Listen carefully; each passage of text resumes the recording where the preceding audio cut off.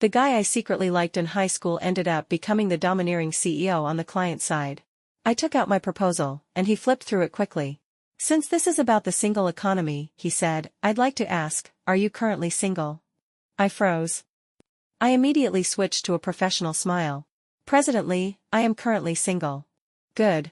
He lifted his thin lids and swept a satisfied glance over me. Then we'll let Miss Mora take charge of this project. He closed the proposal and pressed it face down on the table, looking straight at me. Do you have what it takes to handle this? Just like that, I had become the person in charge of the entire project. While I was flattered, I also felt a little lightheaded. If this project went well, it would be a huge boost for my career. My colleague nudged me twice with her elbow, and I finally snapped out of it and hurried to answer, Okay, President Lee. Please rest assured, I'll take full responsibility. He stood up to leave. I quickly pulled the proposal off the table and followed after him. President Lee, I'll walk you out. When we reached the front desk, he suddenly stopped. What's wrong, President Lee? He didn't speak. Instead, he took a step closer, his dark eyes half lowered as he looked at me. Mora, have you really never been in a relationship? Not even once. My heart flew up into my throat. I took a step back. I did date once, but it definitely won't affect the project. He let out an unreadable little laugh. Let's go, Mora. Leon suddenly appeared at the company entrance. The moment he saw me, he ran over and slung an arm over my shoulders. Revealing one sharp little canine, he grinned at me. Mora, let's grab dinner later. It just so happened to be the end of the workday. With Charlie still standing right in front of us, I quickly shook Leon's arm off. Later. When I looked back at Charlie again, I realized his brows were already knit deeply together. Is he annoyed because Leon and I interrupted him? I couldn't help guessing in my head. President Lee. I made an inviting gesture. This way, please. He didn't move. Instead, his gaze slid over Leon in a cool, assessing way. And this is? I was stunned for a second, then hastily introduced, this is President Gray's youngest son. He's currently interning in my department. Charlie nodded, exchanged a long, meaningful look with Leon, and then walked off. That night, after washing up, I lay on my bed staring blankly at the ceiling. In my mind, I replayed every single word, every single scene from today's conversation with Charlie, over and over again. My phone chimed, snapping me out of my thoughts. I grabbed it and glanced at the screen. It was a friend request. The profile picture was completely black. When I saw the remark, I shot upright in bed. I'm Charlie. I checked it 3 times before finally accepting it in a rush of excitement. A message came through immediately. You took so long to accept. I thought you'd already gone to bed. I typed back, President Lee, did you suddenly notice some problem with today's proposal? Can't I just look for an old classmate to catch up? Sure. I waited 10 minutes. No new messages came. I figured he'd probably gone to sleep. After thinking it over for a while, I tentatively typed another line and hit send. It's getting late. You should rest early. Good night. Once it sent successfully, I stared at the screen for a full minute. Heat suddenly rushed to my face. Would that make things awkward for him? That long message felt a bit too abrupt and out of nowhere. Just as I was about to hit unsend, his reply popped up, good night. In an instant, all my embarrassment vanished, replaced by an irrepressible flutter of joy. Back then, on the first day of my senior year, the news that Charlie had suddenly transferred schools caught me completely off guard. I went around asking everyone, trying to find out which school he'd gone to. Later, I learned he had gone abroad. My family is just ordinary, we're not in the same world as his. My secret crush ended in a hurry that year. Now he's back, and we've even, unexpectedly, become business partners. Everything happened so fast that all the memories I'd buried at the bottom of my heart began to surface again. A month later, one day, Charlie suddenly asked me out to dinner. During that month, we'd talked almost only about the project. Occasionally, during breaks, he would bring up some high school memories, and I could feel his gaze lingering on me. 15 minutes before clocking out, I slipped into the restroom and stood in front of the mirror to straighten my appearance. I didn't know why, but every time I met him, I was both excited and nervous. On my way out, I casually grabbed the documents for the single economy project.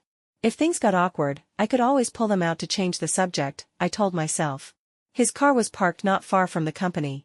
I'd taken one look at it yesterday and remembered the spot. When I opened the car door and got in, I greeted him, President Lee. He raised an eyebrow at me. Just call me Charlie. Okay. I replied with a smile. But saying that was one thing. He was still my boss, after all, and I couldn't completely relax around him. I faced forward. He didn't start the car or move. I turned my head, intending to glance at him, but he suddenly leaned toward me. Instinctively, I shrank back, putting more space between us. President Lee. He shot me a cool look. I immediately corrected myself. Charlie, what is it? With one hand resting casually on the steering wheel, he spoke in an offhand tone. Did you put on perfume? No, I replied, momentarily stunned. It's probably my hair oil. I turned my head and sniffed at the ends of my hair, then confirmed it was that scent. Do you really hate the smell? He gave me a puzzled look. I don't hate it. I just think it smells pretty good, that's why I asked. Oh, I fidgeted, suddenly shy. Thank you.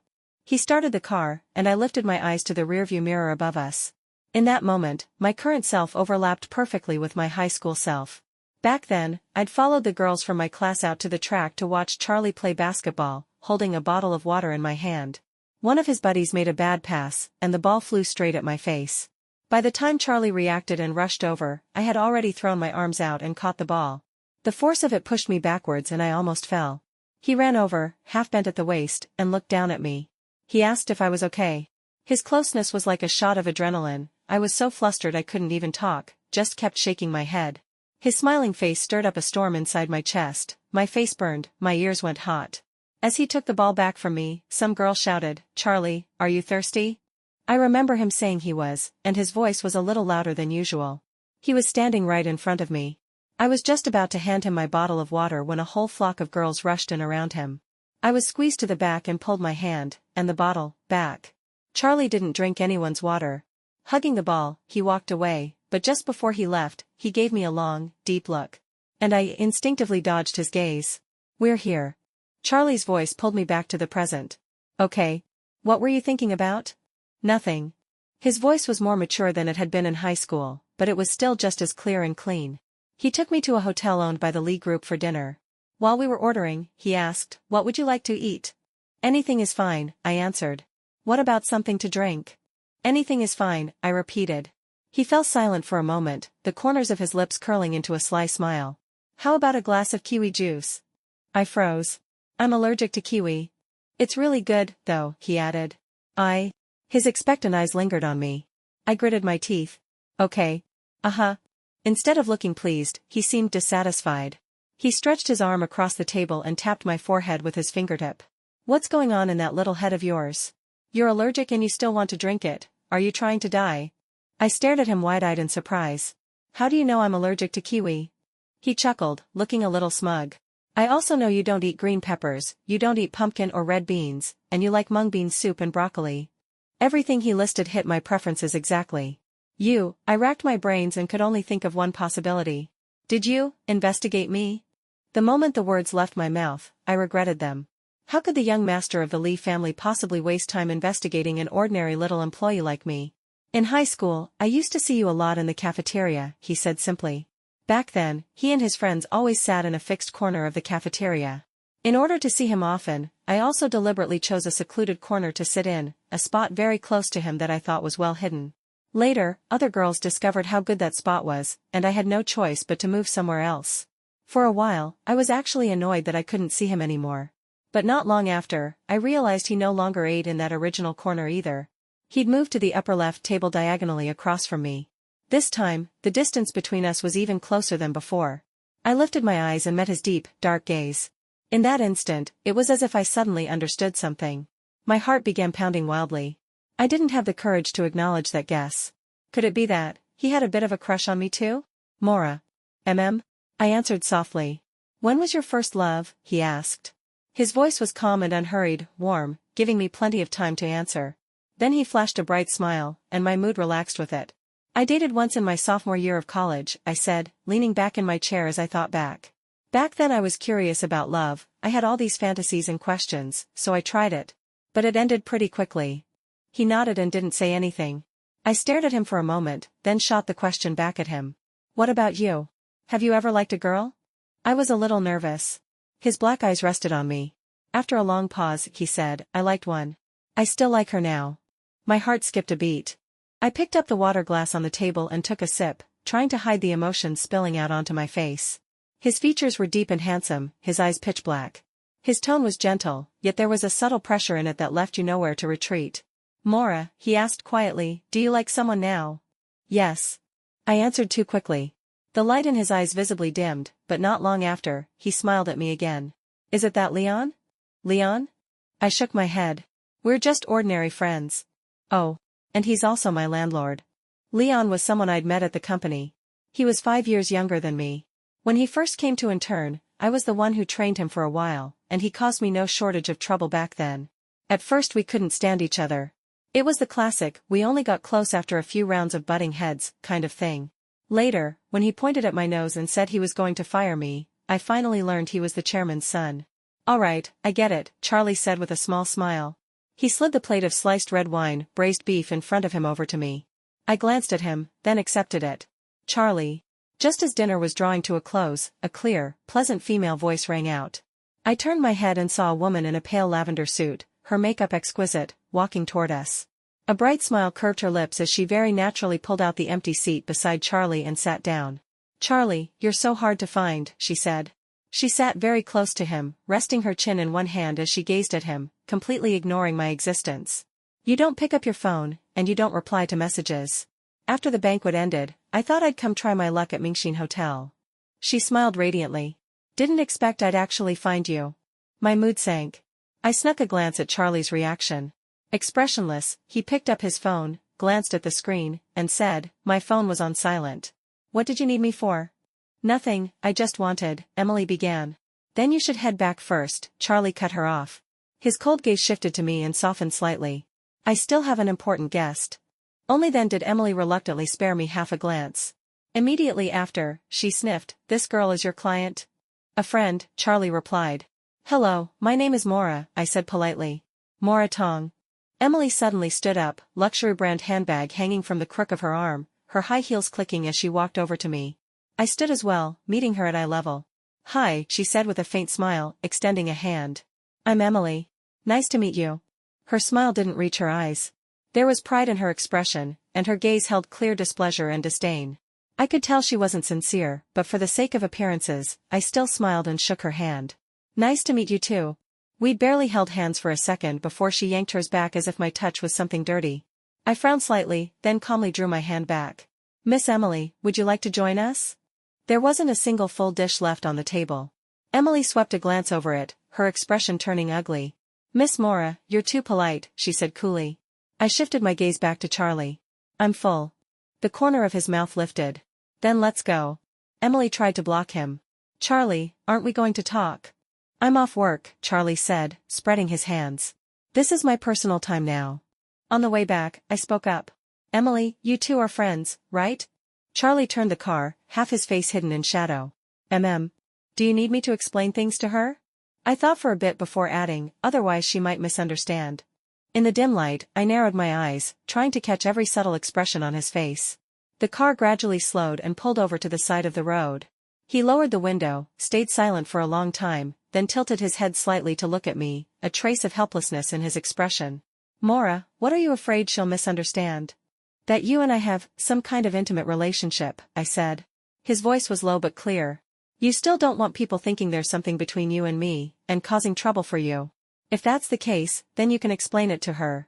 As he spoke, he unlocked his phone, found Emily's number, and handed the phone to me. You decide. That's not what I meant. I didn't move to take it. Somewhere deep down, I was a little happy. He pressed the button to turn off the screen again, his gaze earnest. Mora, can you feel it? I met his burning eyes. Feel, what? A suspicion was quietly forming in my heart, but I still didn't dare say it out loud, just like back then, when I didn't dare let him know even a fragment of my feelings. Like you, he said.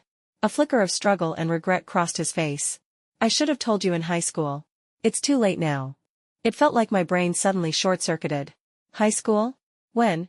I stared at him blankly. Back then, you noticed me too? At that time, I had never even imagined such a possibility. You didn't notice how often we ran into each other? He turned on the overhead light in the car, exposing all his emotions under my gaze. In the cafeteria. The classroom hallway. The supermarket. My mind went completely blank. Back then, I thought all those encounters were just my good luck.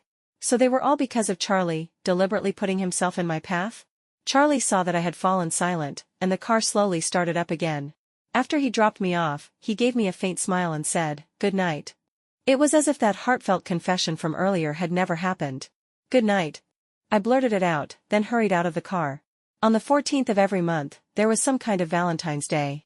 There was still half a month to go before the next one. When it came to developing the single economy, Valentine's Day was a promising direction. I absent-mindedly twirled a black pen between my fingers, turning over ideas in my mind. Mora, what are you thinking about? Leon snapped his fingers above my head. His sudden sound startle snapped me out of my daze. I shot him a look. You're this idle? You finished all the tasks I gave you. Finished. His face clearly said I'm amazing, hurry up and praise me. What's bothering you? Tell me, he said, dragging over a chair and sitting astride it backwards. Next month on the 14th is Rose Valentine's Day. And right now I'm in charge of that single economy project, remember? Yeah. Got any ideas? I was thinking, what if Valentine's Day wasn't just for couples? I said. What if single people could celebrate it too, in a different way? They could invite their best same-sex friend or a friend of the opposite sex to a specific venue to do some activities together. Like grabbing a meal, dancing, sending flowers, taking photos, things like that. Every activity they complete earns them points, and they can redeem prizes with those points at the end. That way we boost their enthusiasm. Leon seriously thought over what I said. So, have you decided where you're going to hold these activities? The schedule's pretty tight. I stopped spinning the pen, pressing the cap against the pad of my index finger. That's the easy part. Our client for this project is the Lee Group. They own a whole chain of hotels. We can talk to them and ask if they'll let us use a small open area. That way, their guests can join in when they're free. It ups their ratings and gives us exposure. I stared at Leon in excitement. What do you think of this plan? Leon furrowed his brows, pondered for a while, then slapped the table. I think it's great. Okay, then it's decided. I'll go check with President Lee and get his opinion. Wait. Leon grabbed my arm. Shouldn't you talk to his assistant first? Hey, I have special privileges, I said with a grin. He hesitated, looking a little shy. Then, when that event really kicks off, you'll invite me to go with you, right? The mix of youthful awkwardness and stubborn pride on his face made me laugh. I won't have time to participate. But you can invite your friends. Didn't you say you liked some girl before? I teased him. Isn't this the perfect chance? Grab it. Leon suddenly looked at me very seriously. I lifted my phone. I'm heading out first. There's no problem with your request, Charlie said later, turning in his chair to face me, looking at me with a half-smile that almost, but not quite, formed. But besides increased foot traffic, what personal benefits do I get from all this? I stared at him, confused. I mean the personal kind, he clarified. He rose from his chair and came closer, lifting a hand to tuck a loose strand of hair behind my ear. Mora, can you invite me to this event? After that night, we started chatting more and more often. And once I'd confirmed how he felt about me, I grew bolder in my own behavior. You're the CEO. If you want to go, you can go anytime, I joked. He clicked his tongue. What I meant is, go with you. But I wasn't planning to take part, I protested. I'm the planner. Once everything's set up. His voice dipped low and pleasant, a quiet laugh threading through it as he leaned in. Don't you want to experience it for yourself? He was so close that I could feel his breath fanning across my face.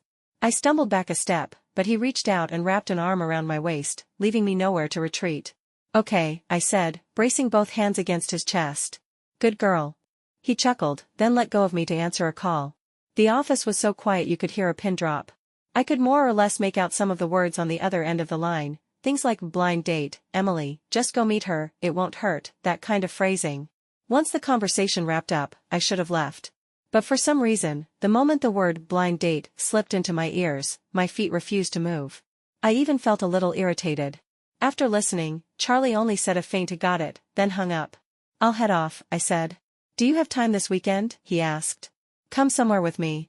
I do, I replied. Okay. He smiled. Get home safe. To get ready for the weekend, I specifically bought a new dress to show how much this outing meant to me. But when I finished doing my makeup and stood in front of the mirror in that dress, a strange feeling welled up inside me, like I was going on a date. Charlie took me to a restaurant that looked very upscale. Once we're done here, he said, I'll take you to an art exhibit. I nodded, and suddenly remembered that phone call I'd overheard in the office. Sure enough, the faint suspicion in my heart was almost fully confirmed the moment I saw Emily. Charlie, you're here. The instant Emily saw that I was following behind him, her expression soured considerably. And why are you here? She demanded. Charlie asked me to come, I said honestly, unable to resist the urge to annoy her a little. Charlie, we're on a blind date and you brought her. Emily's voice was loud. She practically bit down on the words blind date, like she was afraid I wouldn't hear. I, however, didn't care at all. Instead, I turned my eyes to Charlie. He carefully pulled out a chair for me, completely ignoring Emily's existence. We were college classmates, he said evenly, and now we're business partners. But we will never become what you're imagining. Why not? Emily almost stomped her foot. We're a great match. We get along well, we work together seamlessly, I'm perfect for you. But I don't want perfectly suitable. Under the table, Charlie laced his fingers through mine. I want someone I like, he said. And the person I like is Maura. Emily glared daggers at me. The person I like is Maura, Charlie repeated calmly. You're so smart, you should have realized that last time. Her eyes grew even darker with resentment. Then why did you even come to this dinner? To parade her in front of me and show off? Charlie gave me a lazy, sidelong glance. No. She has no idea, he said. I came here specifically to tell you something, stop going to my mom.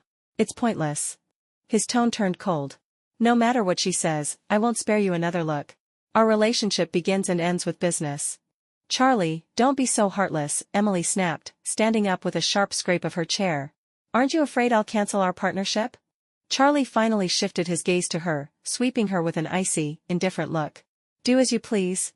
I'll have my lawyer contact you to settle the compensation. Emily left. As she walked away, she shot me one last venomous glare. The air froze for a moment. I stared at the dainty desserts on the table, unsure what to say. Charlie was still holding my hand, tightly. I had no desire to pull away. If anything, I was greedily savoring this closeness. Hungry? His voice had softened completely, nothing like the cold edge from just now. See if there's anything you want. Order whatever you like. After we eat, I'll take you to that art exhibit. It starts at 1:30. I'm okay, not very hungry, I said, a little worried. You and Emily making a scene like that, won't it be bad for you? It's fine. I've been wanting to make things clear with her for a long time. His hand naturally moved up to ruffle my hair. It's not because of you. Don't feel pressured. His words were like a tranquilizer shot, my anxious heart immediately calmed down. All right then. I picked up a pastry from the table and started eating. Halfway through, Charlie suddenly spoke. Maura, will you be my girlfriend? I stared at him, eyes wide. Everything had happened so fast, I wasn't prepared at all. Seeing my reaction, his voice dropped, and there was a boyish, flustered panic in his eyes. We can take it slow, he said. You'll be the one in control of this relationship. His dark eyes locked onto mine. I really like you. His confession came so suddenly that my mind went blank. But the words that slipped out of my mouth were, okay. After wandering around the gallery for a while, I realized I wasn't paying attention to the paintings at all. I still hadn't come down from everything that had just happened. I lowered my head and glanced at Charlie's hand, still tightly holding mine. Did you know I liked you a lot in high school? I asked. He was walking half a step ahead of me. When he heard that, he stopped. He turned back and looked at me seriously. Your eyes told me, he said. I froze. We really wasted a lot of time, he murmured, pulling me into his arms. If I hadn't made the first move, would you have never said anything? I dropped my gaze. In high school, he had been the center of everyone's attention. I was just a nobody. I had never even considered confessing. We were two completely different kinds of people. At the start, I thought we'd go our whole lives without ever crossing paths. I wrapped my arms around his waist. But I was wrong, I said softly. Maybe I should have been braver from the beginning. On Rose Valentine's Day, I got up early and went to Mingxin Hotel ahead of time to personally supervise the setup at the event venue. Maura. Leon, I called back, how's the entertainment area on your side? He flashed me an okay sign. Relax, I'm on it. Everything's pretty much done over here too. I checked my watch. It was almost noon, the crowds would start picking up soon. Don't be nervous, Leon said, resting a hand on my shoulder with a bright, sunny grin. Boss Maura has arranged everything perfectly. This event is definitely going to go smoothly. I managed a weak smile. It was my first time handling an event this big. I had almost no experience, and I'd been too anxious to sleep half the night. As the event officially started, more and more people flowed in from outside. There were best girlfriends walking in hand, guy friends with their arms slung over each other's shoulders, and pairs of boys and girls who kept a polite distance but wore shy expressions. There were couples, too. Even though the theme was single economy, we weren't going to turn away couples who thought it sounded fun and wanted to join. By 2 in the afternoon, everything was still running smoothly. I found a spot off to the side of the event area to take a short break. Midway through resting, something cold pressed against the side of my neck, a bottle of water. I instinctively looked up. Charlie stood on my other side. Right here, he said. He was dressed in white casual clothes today, his eyes crinkling as he smiled, carefree and bold. You're here, I said. What were you thinking about? You've been staring into space for ages. I took the water he'd already opened for me. I just hope the event ends smoothly. I just took a lap around, he said. Everything looks great. Relax a little. He held a hand out to me, the corners of his long, narrow eyes rippling with a smile. Let's take a photo together. Okay. He led me onto a round platform decorated with all kinds of fresh flowers. He waved a photographer over, then stood beside me among the blooms. His arm slipped around my shoulders, his head tilting toward mine. I stood rigidly straight, so he patted my shoulder, then gently pressed my head toward his until our temples touched. Smile, he said. At his words, I broke into a bright grin. Click. The camera captured that moment between us. The photo came out beautifully. I asked the photographer to print a copy for me. You're very photogenic, Charlie said. Why don't you take pictures more often? Every time, I was amazed at how accurately he guessed my habits and behavior. Maybe my expressions were just very easy to read. And every time I was about to ask him how he knew, he would offer an explanation before I could open my mouth. When you take pictures, your body is stiff and your expression isn't natural, he concluded. It's obvious you don't take them very often. I opened my mouth, then finally just said, oh. Little dummy. We walked slowly together. In the distance, a girl was waiting while her best friend took photos of her, posing cutely and beautifully. Smiling, I watched them, until I noticed the wooden backdrop wall behind the girl. The support at the lower right corner looked loose. I blinked hard several times. Once I was sure I wasn't imagining it, I bolted forward and shoved the girl out of the way. With a loud creak, the backdrop gave way. I had no time to run. I looked up, instinctively raising my arms to shield my head. Just as the wooden panels were about to crash down on me, a powerful force wrapped around my body and dragged me forward. We rolled across the ground twice. Pain flared up densely along my arm. The two girls nearby screamed. When I looked down, I saw blood staining the front of my clothes. Charlie. Panic flooded me all at once. Charlie was on the ground, his body curled. The fabric over one shoulder was soaked through with blood. The girls called an ambulance. Staff rushed over, faces pale with fear. Every time I moved my arm, a sharp pain shot through it. Tears quickly welled up and spilled over. They helped Charlie up into a sitting position. His face was so white it was almost colorless, yet he still forced a smile as he looked over and tried to comfort me. I'm fine. It's just a cut, he said.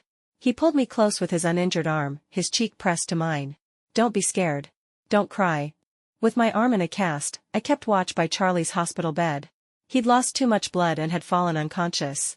The grisly scene from earlier kept replaying in my mind, over and over, refusing to fade. I had Leon file a police report and push for an investigation. This was definitely not an accident. Mora. Charlie woke slowly, voice hoarse. How are you feeling? Seeing his pale, cracked lips, my eyes burned all over again. Big tears rolled down my cheeks. Why are you crying again? He lifted his one good hand and gently wiped my tears away. If you don't cry, I won't hurt, he murmured. But if you cry, my heart hurts. I choked on my words, my face streaked with tears. I'll go get the doctor. He frowned. Don't call anyone yet. But you. Call them later, he said. I want some water. I immediately poured him a cup, then carefully helped him sit up and fed him a little at a time.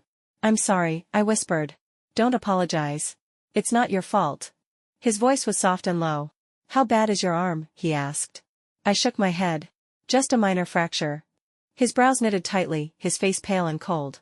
I'll get to the bottom of this, he said. I'll find out exactly what happened. We exchanged a look.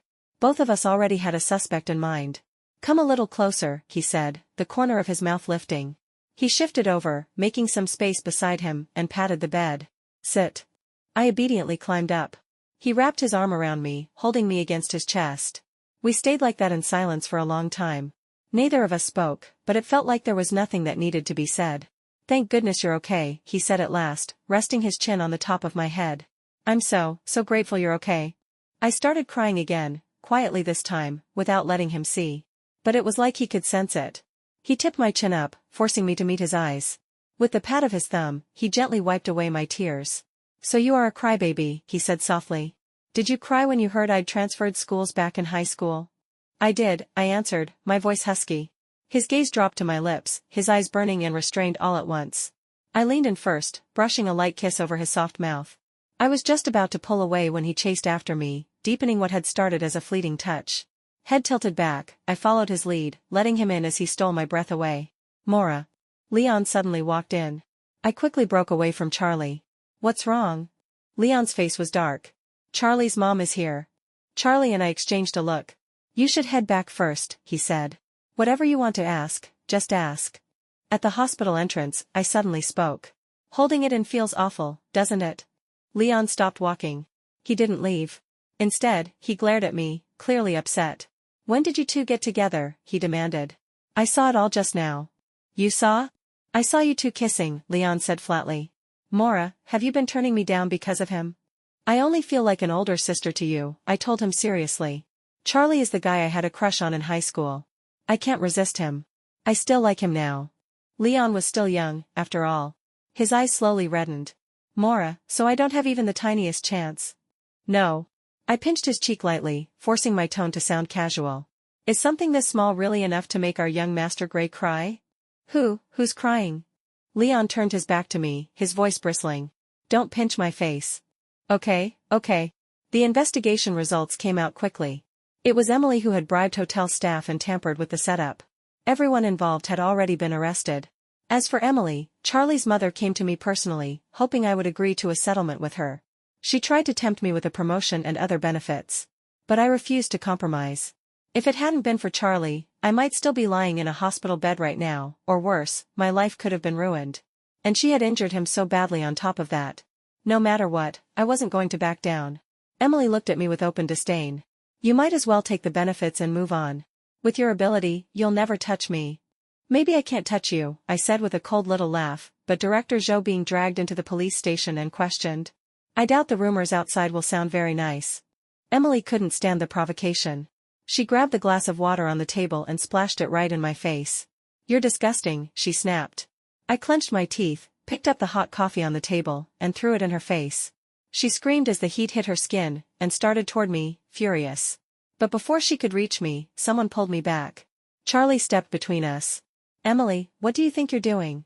Charlie, why are you out of the hospital? I tilted my head to look at him. Charlie, I'm sorry, I never meant to hurt you, Emily blurted out instantly, her expression shifting into pitiful remorse. Charlie's face stayed ice cold. If you lay a hand on Mora, I'll make sure you pay for it, he said. You owe her an apology. If you're going to have the police take me away, then let them, Emily hissed. But I'm not apologizing to her. I stepped forward. The fact that you could even do something this despicable says it all, I said. In my eyes, you're rotten. If you don't apologize, Charlie added coolly, then we won't be renewing next year's contract. Your company's credibility simply isn't enough for me to trust anymore. You're threatening me, Emily said through gritted teeth. Charlie didn't deny it. In the end, Emily still apologized to me, but I refused any settlement. She was taken away by the police. I knew she had powerful people backing her, but this was the limit of what I could do on my own. Mora, aren't you afraid of offending her? Someone asked me later. If I offend her, I replied. What she did crossed my bottom line, especially hurting you. I can't forgive that. And you, I added, turning to Charlie, how did you manage to sneak out? Did the doctor even approve it? I was cleared for discharge a while ago, he said, pulling me into his arms. I only stayed this long because you were so worried. He slipped a photo into my hand. It was the picture we'd taken that day, just the two of us, smiling brightly amid sunlight and flowers, like we were made for each other. As I'd expected, Emily's family had influence. There was no way they'd just sit back and watch her go down. I didn't know what strings they pulled, but they managed to get her out. I was angry, but there was nothing I could do. One day after work, I found Emily waiting for me outside. Her face was no longer as flawlessly polished as before, she looked worn and haggard. Mora, I already apologized to you, she said. What more do you want? I don't want anything, I replied, giving her a tight, insincere smile. Coming to me is useless. This was Charlie's decision. Talk to him. He won't see me, she said, eyes rimmed red as she stared at me. Oh? I gave a small sound of realization. Then there's no point in looking for me either, is there? I leaned close to her ear and lowered my voice. You've only got yourself to blame. Emily's face went rigid. She just stood there, frozen in place. The project kept getting better and better. Because of it, I caught the attention of senior management and got promoted. As for Charlie and me, our relationship officially entered the sweet phase, we moved in together. Baby, I'll come pick you up after work, he messaged one afternoon. Let's go grocery shopping together. Smiling, I replied with a voice message. Okay. I picked up the photo frame on my desk and looked at it again and again. In it, the joy and sweetness in our eyes couldn't be hidden, no matter what. I couldn't help thinking, did I really look at him like this all the time back in high school, too? But that didn't matter anymore. The crush I'd carried through my teenage years had finally stepped into the light. It turned out we'd liked each other all along, we'd just both been missing that little bit of courage.